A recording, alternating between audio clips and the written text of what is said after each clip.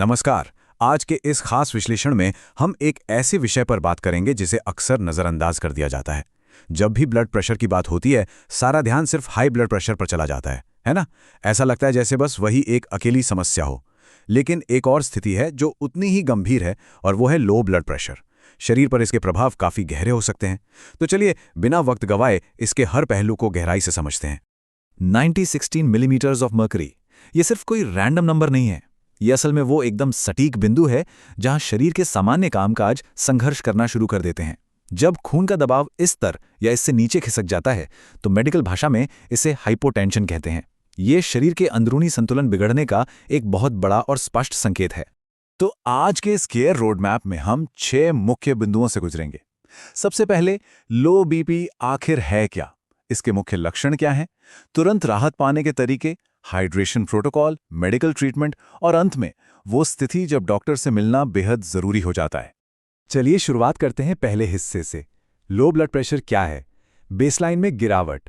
अब यहाँ जो सबसे दिलचस्प बात है वो है एक स्वस्थ और एक खतरनाक स्थिति के बीच का भारी अंतर।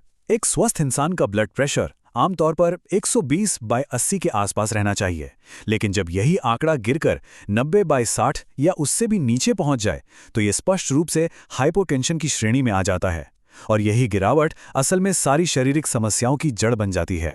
लेकिन अगर शरीर के अंदर झांक कर देखें तो असल में हो क्या रहा है? इसे किसी पाइपलाइन सिस्टम की तरह समझिए। जब प्रेशर अचानक से गिरता है तो शरीर के सबसे महत्वपूर्ण अंगों जैसे कि दिमाग, दिल और किडनी तक खून और ऑक्सीजन पर्याप्त मात्रा में पहुंच ही नहीं पाते। प्रेशर कम होने का सीधा सा मतलब है कि इन अंगों को उनका जरूरी ईंधन नहीं मिल रहा है। वो अक्षरशः भूखे रह जाते हैं और जाहिर है ठीक से काम नहीं कर पाते। अब बढ़ते हैं दूसरे हिस्से की तरफ, मुख्य लक्षण और पहचान, यानी चेतावनी के संकेत। जब अंगों को ऑक्सीजन नहीं मिलती तो शरीर तुरंत अलार्म बजाता है। ये अलार्म कई शारीरिक लक्षणों के रूप में सामने आते हैं, जैसे कि अचानक चक्कर आना, बहुत ज्यादा कमजोरी या थकान महसूस होना, आंखों के सामने एकदम से धुंधलापन छा जाना, या कभी-कभी तो बेहोशी तक आ जाना। इसके अलावा मतली आना या ध्यान लगाने में भारी परेशानी होना भी आम है। हालांकि कई बार ऐसा भी होता है कि कोई लक्षण दिखाई ही न दे, लेकिन अगर ये चेतावनी वाले संकेत बार-बार मिल रहे हैं तो इन्हें बिल्कुल भी नजरअंदाज नहीं किया जाना चाहिए। आते हैं तीसरे हिस्से पर, तुरंत राहत और घरेलू उपचार, प्राथमिक प्रतिक्रिया और किचन के उपाय। अब सवाल ये उठता है कि अगर किसी के साथ अचानक ऐसा हो जाए तो पहली प्रतिक्रिया क्या होनी चाहिए? ऐसे में ये 3 कदम तुरंत उठाने चाहिए। सबसे पहले, इंसान को तुरंत एक समतल जगह पर आराम से लिटा दें। इसके बाद का कदम बहुत ही क्रूशियल है। पैरों को शरीर के स्तर से थोड़ा ऊपर उठा दें। ऐसा करने से गुरुत्वाकर्षण की मदद मिलती है और खून तेजी से वापस दिमाग की तरफ पहुंचने लगता है। और अंत में, इंसान को भरपूर ताज़ी हवा मिल सके, इसके लिए उनके तंग कपड़ों को तुरंत ढीला कर दें। चलिए इस पर थोड़ी और गहराई से बात करते हैं। रसोई में मौजूद कुछ चीज़ें वास्तव में काफ़ी असरदार साबित हो सकती हैं, जैसे कि एक गिलास पानी में सिर्फ आधा चम्मच नमक। ये शरीर में सोडियम बढ़ाता है, जिससे ब्लड प्रेशर तुरंत ऊपर आ जाता है। उसी तरह कॉफ़ी या चाय में मौजूद कैफीन ब्लड प्रेशर में एक त्वरित, हालांकि अस्थायी उछाल ला सकता है। अगर लंबे समय के फायदों की बात करें तो रात भर भिगोई हुई 8-10 किशमिश सुबह खाली पेट खाने से या फिर तुलसी के 4 से 5 पत्तों का सेवन करने से बेहतरीन चिकित्सीय लाभ मिलते हैं। अब देखते हैं हमारा चौथा भाग, हाइड्रेशन प्रोटोकॉल, ओआरएस और इलेक्ट्रोलाइट्स। अक्सर ब्लड प्रेशर गिरने के पीछे एक बहुत बड़ा कारण होता है शरीर में पानी और तरल पदार्थों की भारी कमी।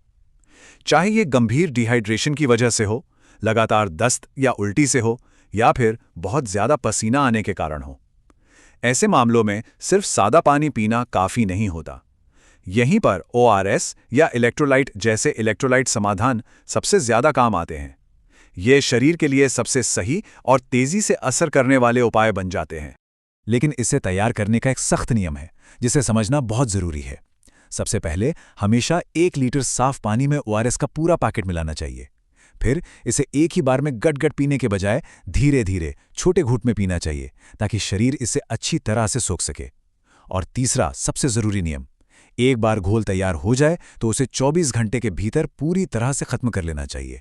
आगे बढ़ते हैं 5वें हिस्से की ओर, चिकित्सीय उपचार और दवाइयाँ, यानी क्लिनिकल एस्केलेशन। अब कई बार ऐसा होता है कि घरेलू उपाय या सिर्फ पानी पीने से बात नहीं बनती। जब हाइपोटेंशन गंभीर हो जाता है तो मेडिकल हस्तक्षेप की आवश्यकता पड़ती है।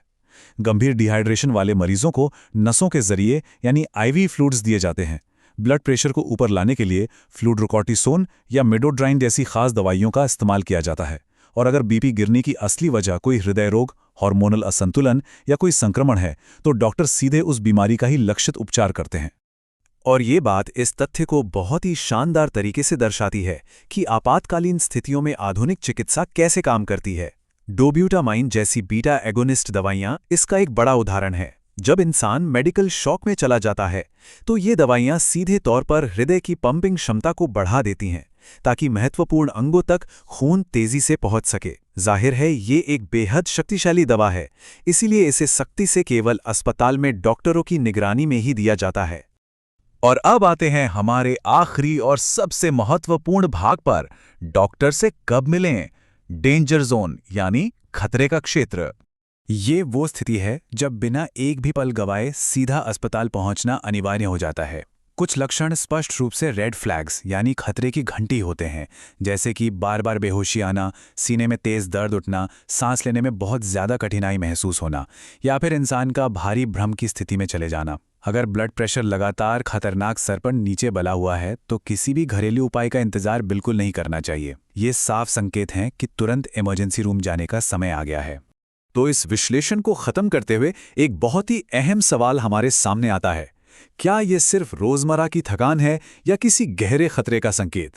लो ब्लड प्रेशर भले ही हमेशा जानलेवा ना हो, लेकिन एक सामान्य सी थकान और गंभीर मेडिकल इमरजेंसी के बीच की उस बारीक सी लकीर को पहचानना ही सुरक्षित रहने की सबसे बड़ी चाबी है। शरीर के इन संकेतों को पहचानें और सही समय पर सही कदम उठाएं। इसी विचार के साथ आज का ये विश्लेषण यहीं समाप्त होता है।